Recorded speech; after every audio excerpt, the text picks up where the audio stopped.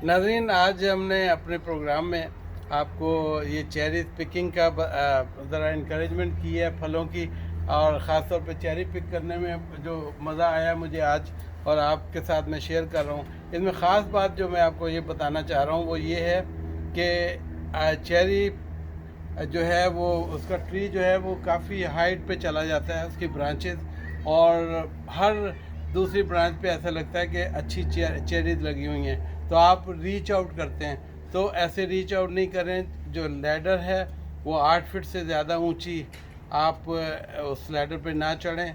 अगर चढ़ें तो किसी सेफ्टी कोई सेफ्टी आपके पास होनी चाहिए जिससे कि आप गिरने से बच जाएं। और जैसे डूबने से डेथ्स होती हैं बहुत ज़्यादा, इसी तरह फॉल से डेथ होती हैं।